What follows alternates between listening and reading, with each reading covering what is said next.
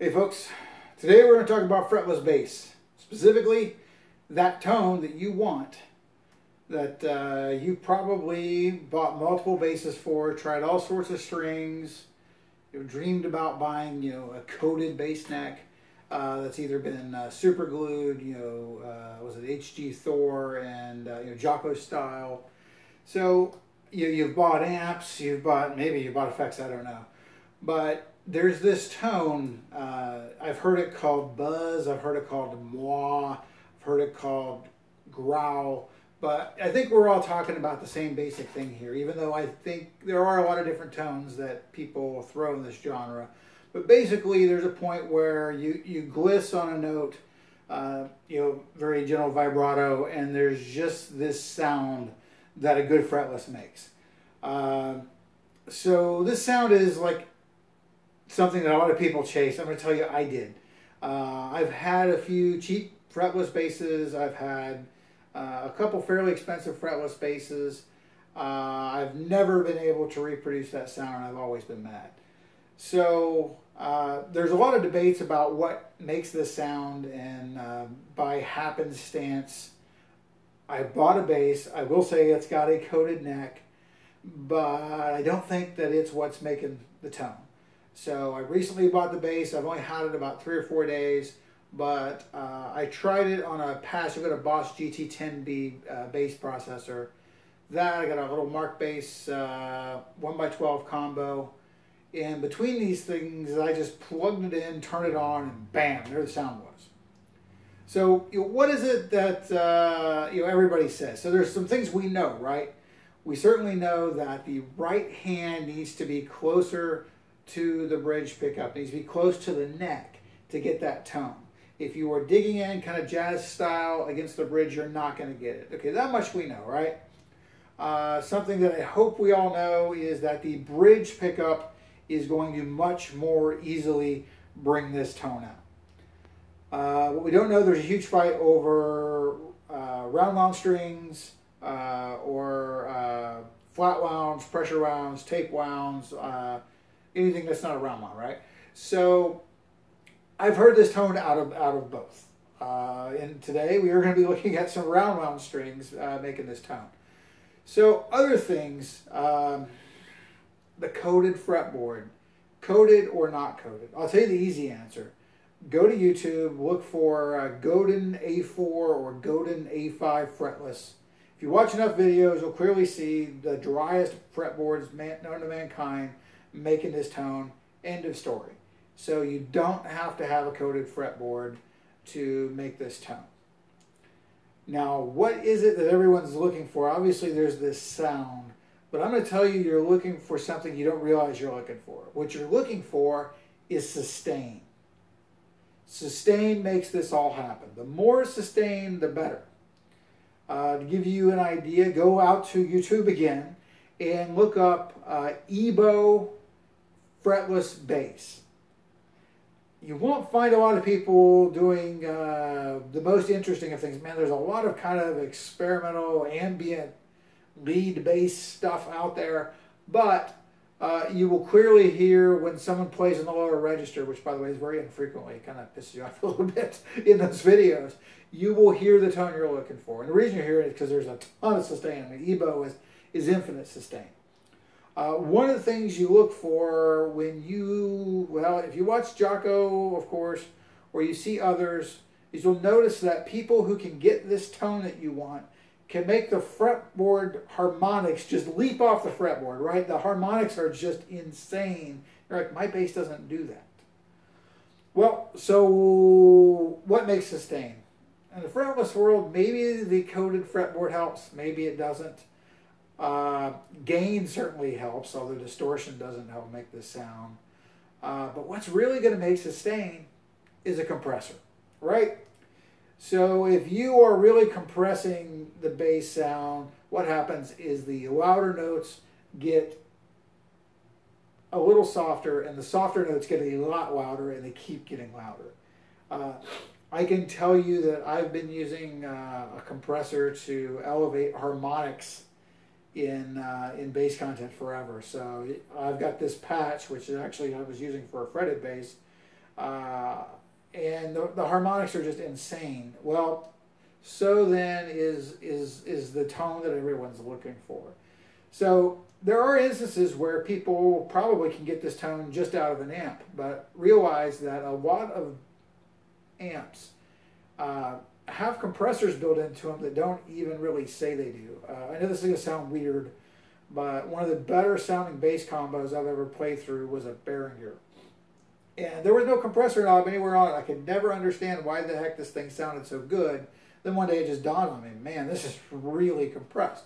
Of course, if you have a tube amp, you've got more quote-unquote natural compression, but you've got tube compression. So you still got a form of compression. So what I'm going to do is get my bass and gear together here and then give you a listen. Make sure that we all agree this is the sound we're looking for.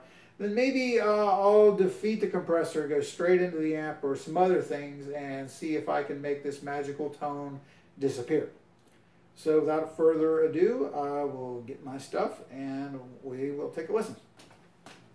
All right, folks, we're back. So what I've got here, let's talk about the rig. Got a Mark bass. It's a little, this is a mini Mark combo. It's a 1x12 500 watt Mark bass combo.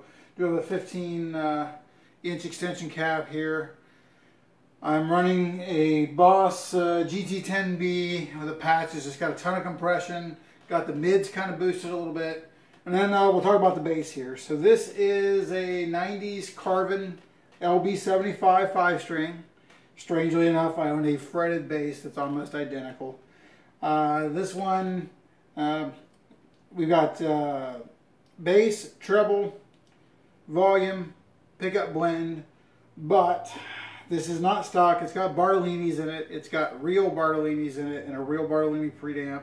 When I say real, I mean not Bartolini MK anything. Those are junk pickups like EMG Hertz or EMG HZ. It's not the same pickups. So these are genuine Barts. Unfortunately, they are single coils and they're noisy as can be, but they sound good.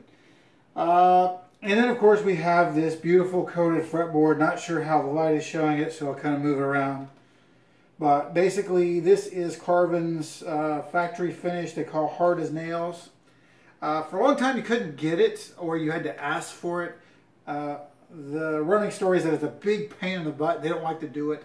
Supposedly, Brian Bromberg asked them to do it on one of his fretlesses, and then ever since he's had a Brian Bromberg model, there's been some sort of secret auction to order it. Anyhow, I'm pretty sure this is more, say, Jocko-like. I believe they do epoxy. I am not sure. I think that the acetate or super glue idea has come across later in time. Supposedly this is a 94. I haven't checked the serial number, which I believe is on the input jack to confirm. But I can tell you this fretboard is absolutely slick as can be. Someone's going to ask, so strings, these are DRs, I've been told. They're the lightest strings you'll ever find. It feels like it's a Victor Wooten set. This is strung high, by the way. There's no low B. There's a high C on this. So I think I'm going to confirm with the guy I bought it from off of Reverb. It feels like it might be that 95 to 40 Victor Wooten set, you know, Uberlite with a 30 on top. So anyhow, this is the bass that makes the magical noise. But again, I don't think it's the bass. And when we're done here, I challenge you folks who have been looking to make this sound, you know, get out that Squier, what do they call it? The Squier, is it Vintage Vibe? I know a bunch of people have them. I bought one. I thought it was kind of a cool bass. Kind of the cheap Squier wannabe Jocko bass. Get out that SX series and get a compressor or something that emulates a compressor or has a compressor in it. Definitely set the compression up high. And then try to duplicate this. So again, rear pickup, once your mid's up in your tone, as far as your amp or preamp, and a lot of compression. And you should be able to get this sound, I'm fairly certain. So let's go ahead and turn her up. I'm on the rear pickup. I have the active treble at middle, so it shouldn't be adding, it shouldn't be cutting away. I do actually have the bass turned up. I could probably turn it down a little bit. And I'll just turn the volume up, and I'd say I'm a terrible fretless player, and I have no imagination. So I'm just going to play a few things that hopefully will equate this out until I learn how to play this thing the right way. But,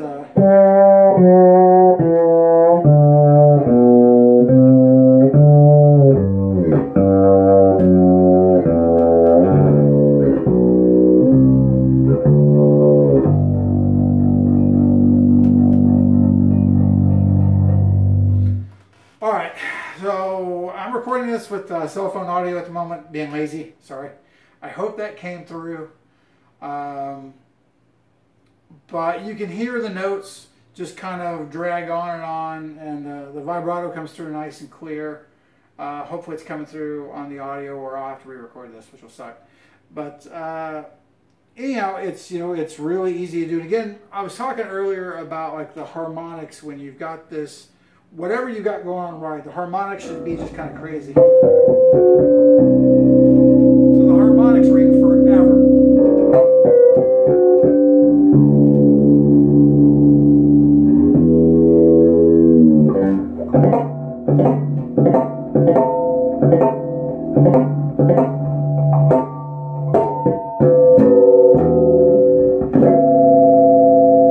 Alright, so that's like 10th fret harmonics. Those don't normally just leap out of a bass, so the compression is definitely helping.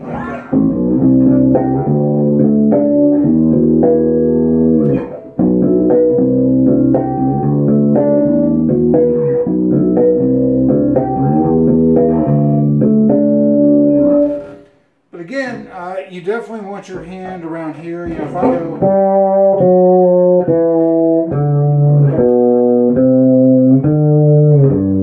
I've got my hand back here. You don't really hear it as much.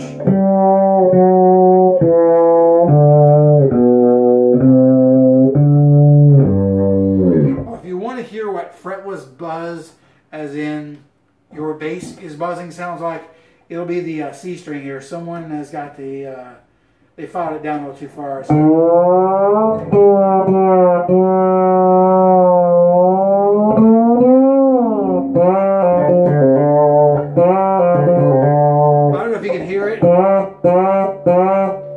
That sounds bad. That just means your strings are too low, and probably means I'm going to have to get another nut for this, or get some super glue and ebony in there and build it back up. But anyhow, again, I believe you can take a cheap bass. I like round wounds, but you're probably fine with flats. But again, just get out a compressor or something that's got a lot of compression in it, a tube bass amp, whatever. And see if on that bass you can do.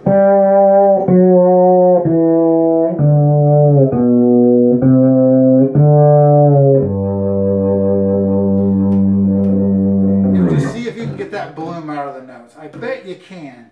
If you could, let's do us all a favor. Respond, reply, comment, put a video up.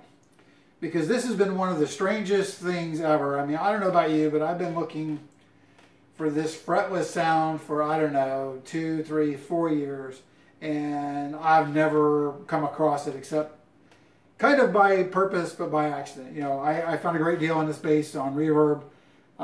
Figured it was worth throwing the money at, but again, I'm not so convinced that the bass itself is really the culprit here. Although again, I think as far as sustain goes, maybe the coated fretboard is adding to the sustain. But you know what? Let's take this a step further. So what I'm going to do next is I'm going to unplug, and I'm going to go directly into the amps. Alright, well, my cell phone video cut out at exactly 10 minutes, so on to playing directly through the amp. Again, we're going straight into the Mark Bass combo in 15. There is no Boss GT10B here, so I'll play the same sorts of things.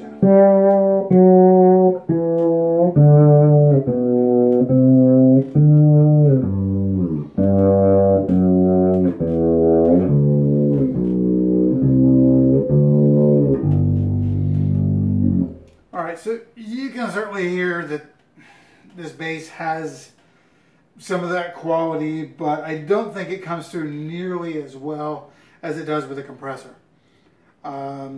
You may say I'm full of crap, and we'll find out. So again, take your bass that you have that you don't think makes that sound enough.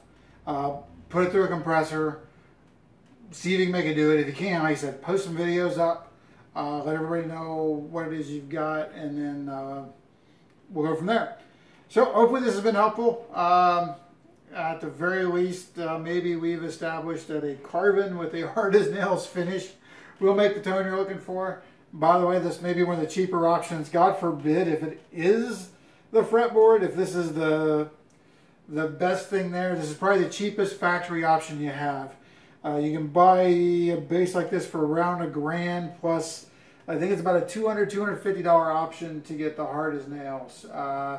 I'm not a Carvin spokesperson. I have had many Carvin instruments. I do love them.